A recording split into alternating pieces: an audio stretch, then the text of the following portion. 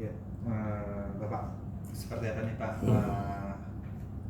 akan merayakan Natal, ada yang berbeda juga mungkin di Natal tahun ini? Ya, kita memang Natal kali ini sedikit beda ya. Bedanya karena semua bercampur kan. Pas Natal, kemudian ada Pilpres Iya. akan menjelang ya kan. Kemudian kasus yang ditangani soal Jessica juga masih bergulir. Jadi memang kita ini sedang terbagi pikiran kita memang. Tapi bagaimanapun kan Natal kan memang suatu hal yang sangat kita syukuri dan kita rayakan ya setiap tahun. Ya bagi kita ini orang Kristen ini selalu menganggap Natal ini sebagai suatu keselamatan buat kita. Gitu. Nah, makanya tadi saya hebat, keren sekali kalian bisa tahu saya di gereja. Bisa malam Natal gini mana ada wawancara biasanya, tapi kalian bisa datang ke gereja. Ya tapi nggak apa-apa lah ya. Tapi terima kasih lah. Ya. Jadi saya kira kan soal Natal, saya kira semua orang berbahagia seperti kalian juga ya. Itu aja sih, nggak ada yang spesial gitu. Cuma bedanya tadi itu aja. Kita beda apa? Kita terpaksa membagi pikiran kita. Kasus Jessica kan nggak mungkin kita tinggalin kan, apapun kita terjalan. Kasusnya kita update terus, teman-teman juga ada yang libur, tapi tetap kita cari bukti-bukti bagaimana nanti perjuangan nasib dia. Kemudian juga Pilpres berjalan, tentunya kita juga ya memperhatikan lah bagaimana perkembangannya. Itu. Makna Natal di tahun ini seperti apa dari Bang Oto pribadi? Ya, Natal bagi kita itu adalah keselamatan. Ya, Natal itu kan bagi kita orang Nasrani, Tuhan lahir di dunia yang dari Tuhan jadi manusia untuk bisa datang untuk menyelamatkan umat manusia. Itu poin pentingnya. Jadi kalau Tuhan tidak hadir di bumi ini, maka kita ini tidak akan selamat. Jadi itu yang poin penting yang kita rayakan dalam Natal ini. Jadi bukan berarti bahwa sekedar ulang tahun, bukan ulang tahun, karena Tuhan itu kan apa ya maha tidak terjangkau ya, artinya kan Alfa dan Omega, dari awal sampai akhir gitu ya, dia yang punya gitu loh. Jadi bagi kita betul-betul bahwa Natal itu pasti kita khusyuk untuk memperingatinya dan memaknainya sebagai suatu keselamatan bagi kita. Gitu. Dengan banyaknya kasus-kasus besar yang ditangani nih Pak ya, artinya di Natal kali ini masih ada kesempatan atau membagi waktu dengan keluarga juga ya sih? Ya harus ya, karena seperti tadi kalian lihat ya, saya baru pulang dari gereja tadi, saya ingat kita ketemu di situ. Ya, saya ada yang keluarga semuanya. Tadi sama semua kumpul tadi itu semua itu. Ya, kita kumpul keluarga bernatal bersama-sama. Tadi kita mulai jam 4 sebenarnya. Kalian kira jam 7 ya. Jam 4 kita pulang jam 6. Selesai tadi jam 6. Jadi biar kemanapun hidup ini kan harus ada prioritas kan. Nah, saya terus terang aja dalam hidup ini selalu berpikir bahwa harmoni dalam keluarga itu yang paling utama.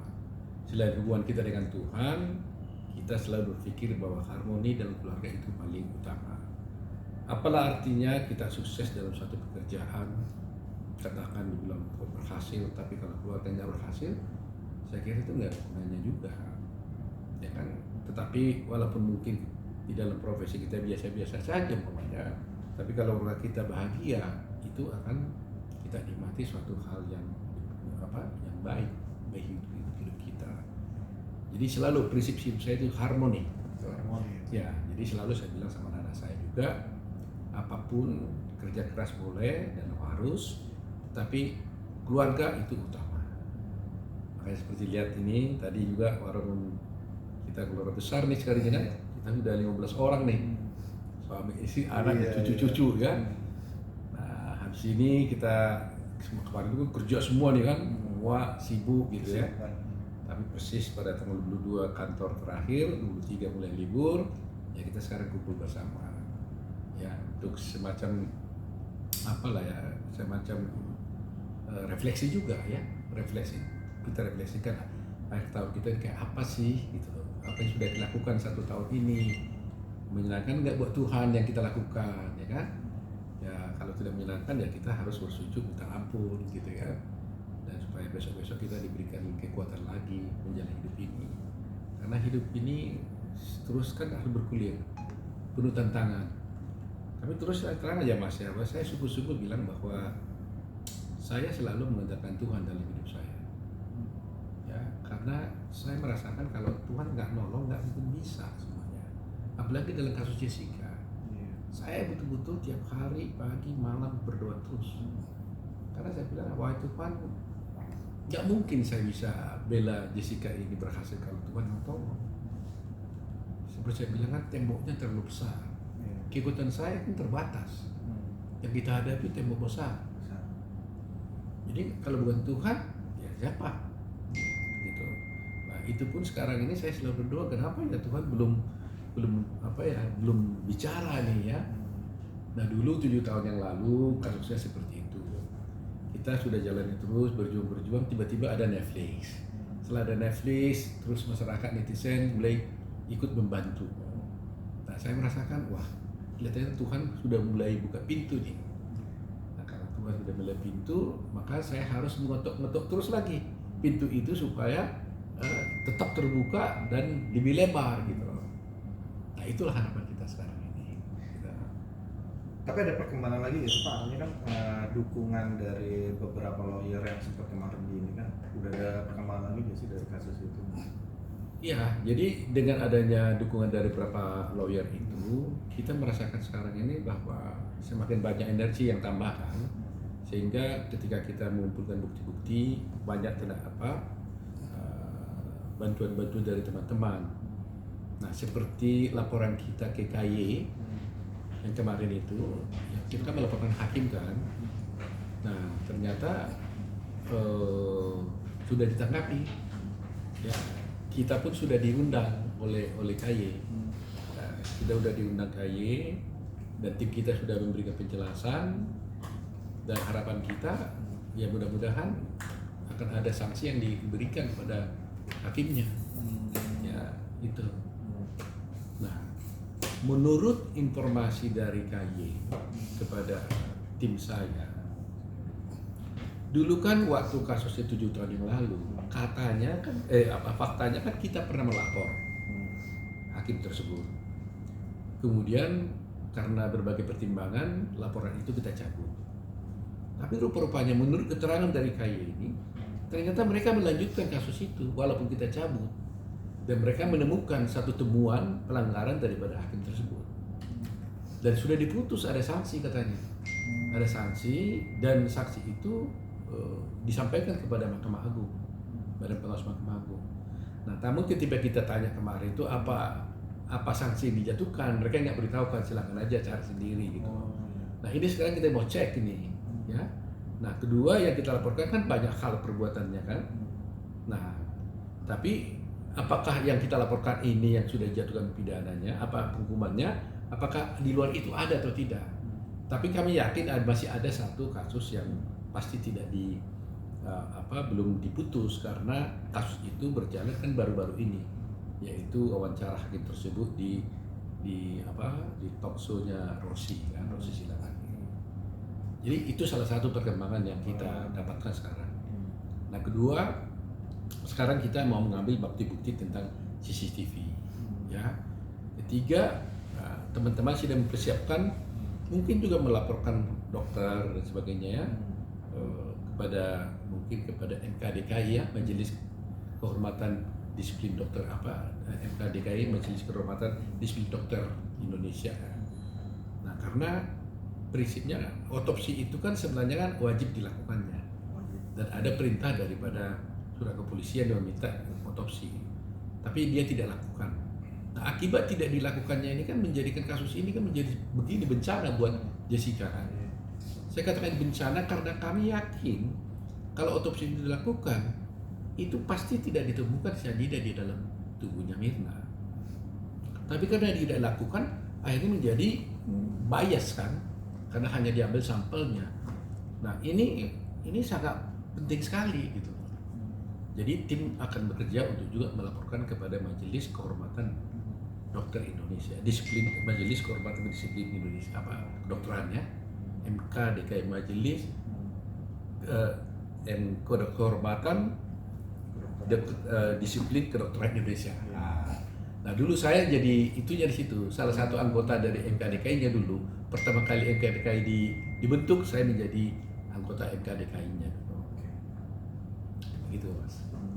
Bang, mungkin bisa diceritain nggak sih Bang, tradisi Natal mungkin dari keluarga Otto, apalagi yang udah nambah juga sama keluarga Jessica, gimana nih Bang?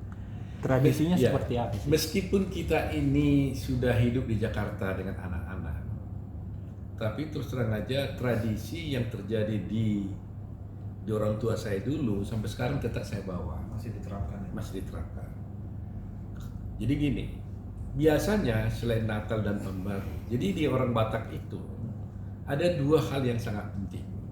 Satu Natal, ya Natal itu sangat penting. Kedua, di pergantian akhir tahun, kalau orang kan menantikan seperti kita kan kembang api dan sebagainya. Tapi bagi orang Batak di zaman dulu, termasuk saya di orang tua saya, kita jam 12 malam persis, semua anak harus ngumpul.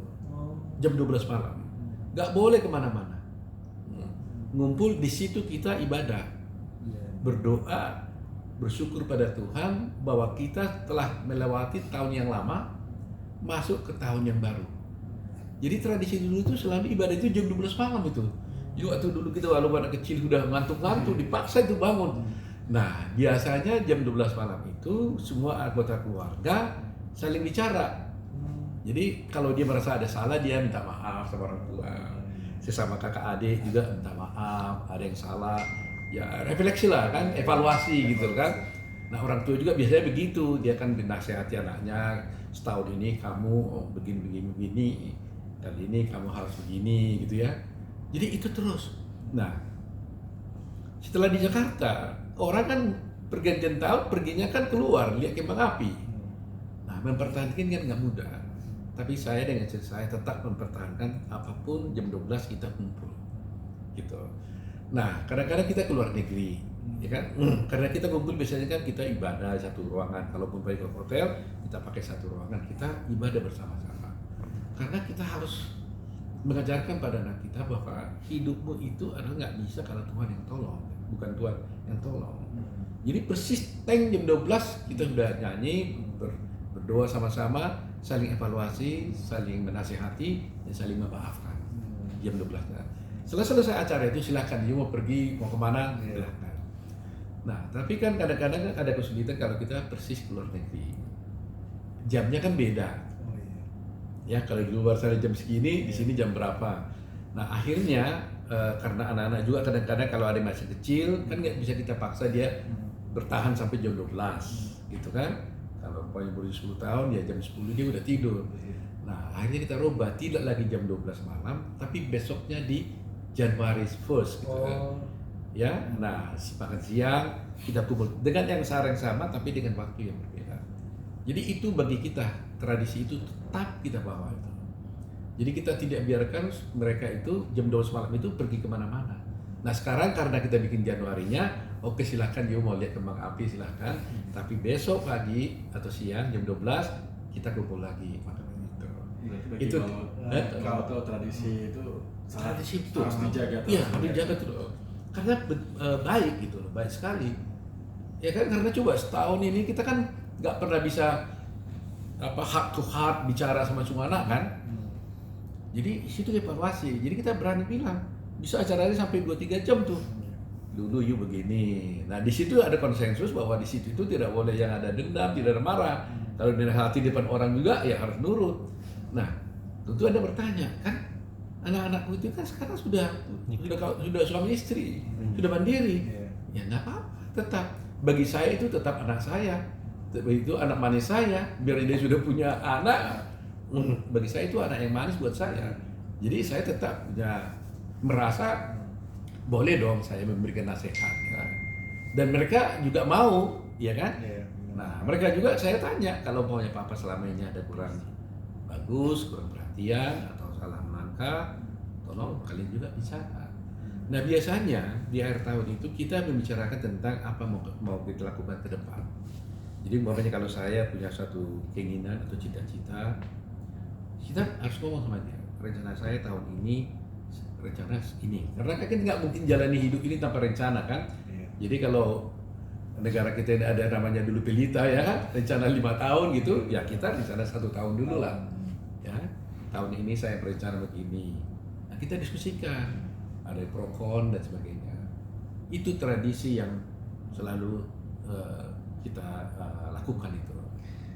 Jessica sendiri gimana nih Pak dengan tradisi-tradisi yang ada sekarang di Nah, ini. keluarga besar? Ini kan baru tahun ini pertama dia ya. Menjadi tahun pertama. Ya saya kira dia bisa ikut ya. Bukti tadi kan kita gereja gitu, langsung dia tahu jam 4 gereja udah dia langsung berkumpul.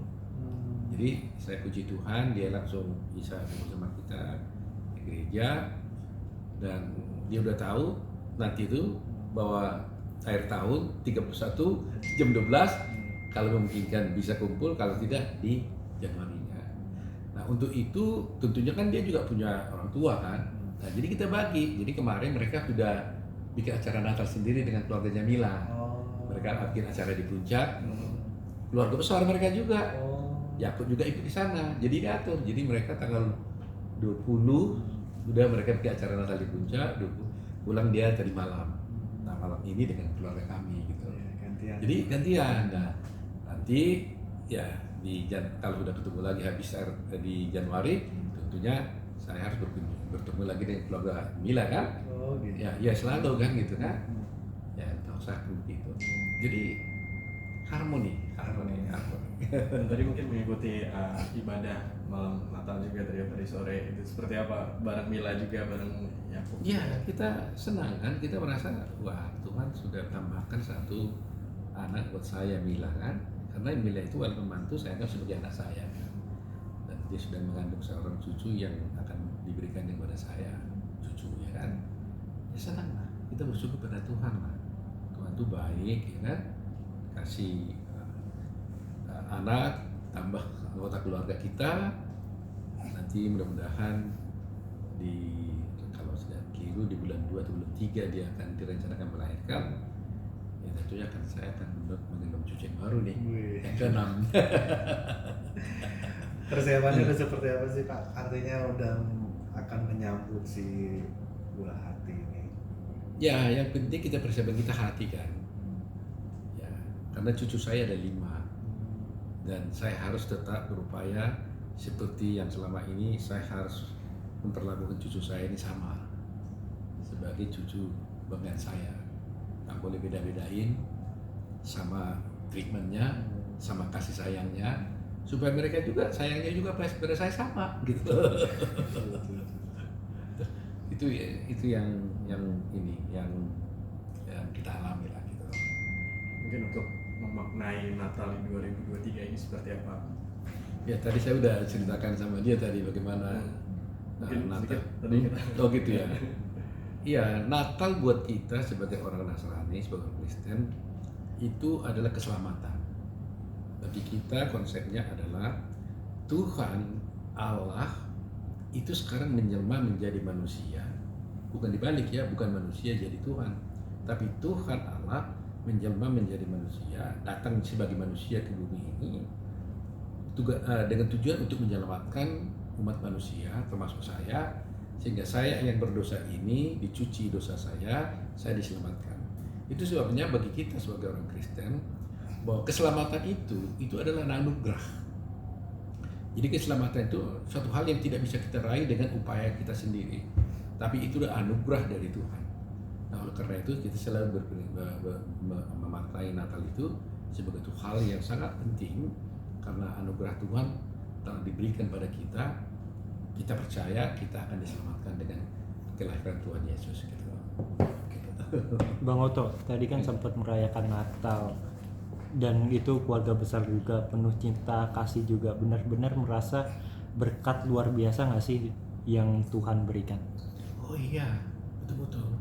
Kadang-kadang saya berpikir gini, kenapa ya Tuhan ini begitu baik sama saya? Kadang-kadang begitu. Padahal kalau perilaku saya tidak sebaik yang saya dapatkan gitu. Jadi bisa ibaratnya kalau matematik, kalau saya lakukan 1 dapatnya 1. Ya, ini saya lakukan 1 kok dapatnya 5 gitu. Ini ajaib nih.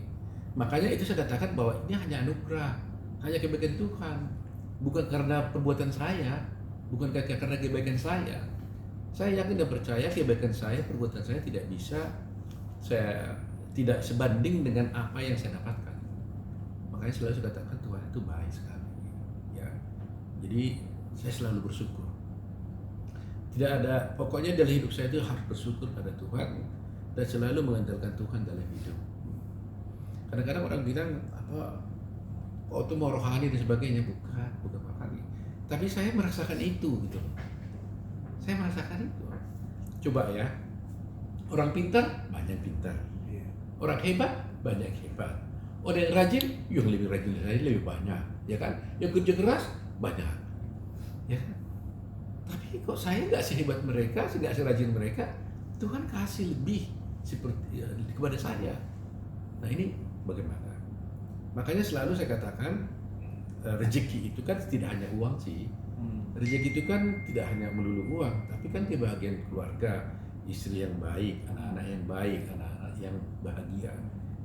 Itu kan suatu rezeki ya. Tentu uang juga sangat penting itu. Tapi rezeki itu begitu bagi saya. Makanya saya selalu katakan di mana-mana selalu saya di dalam ceramah-ceramah saya masukkan pesan ini bahwa rezeki itu kakinya itu adalah 3 dulu. Tapi sekarang katanya kakinya udah 5. Kaki kita 2 gitu. Jadi coba bayangin, rezeki kaki 5 ngejar 2. Kalau rezekinya itu 5 lari, kita kejar dengan kaki 2, nggak dapat kalau dia kabur. Nggak dapat. Tapi kalau umpamanya memang kita tulus, Tuhan mau kasih, kita dengan kerja biasa aja, dengan yang penting tulus dia, rezeki itu datang nih. Mau kemana pun 2 ini tetap kalau dia mau datang aja, nangkep. Nah ini saya percaya. Jadi apa itu tugas seorang manusia menurut saya? Ya saya harus bekerja keras, berbuat seperti apa yang Tuhan mau, melakukan pekerjaan itu sesungguhnya tulus, selebihnya Tuhan yang ngatur. Nah jadi prinsipnya jangan sekali-sekali kita bersungut-sungut di dalam melakukan suatu pekerjaan apapun. Ya pekerjaan apapun nggak boleh bersungut-sungut. Membela kasus Jessica saya nggak pernah bersungut-sungut sekali. Saya selalu merasa tulus, berbahagia aja. Walaupun dengan segala liku-liku yang kita hadapi, tembok-tembok yang besar, selalu saya bilang ya udah jalanin aja. Nah makanya bagi semua para advokat, kalau umpamanya ada pembekalan peradi, saya kan selalu membekali. Saya katakan jangan sekali-kali berpikir membela perkara itu untuk menang. Kalau kita berpikir untuk menang, maka kalau kalah kita akan kecewa. Dan kita akan berpotensi menghalalkan segala cara untuk menang. Karena pikiran kita kan menang. Padahal seorang advokat itu melakukan tugasnya itu kan berpikirnya itu best effort, melakukan upaya yang terbaik yang bisa dilakukan.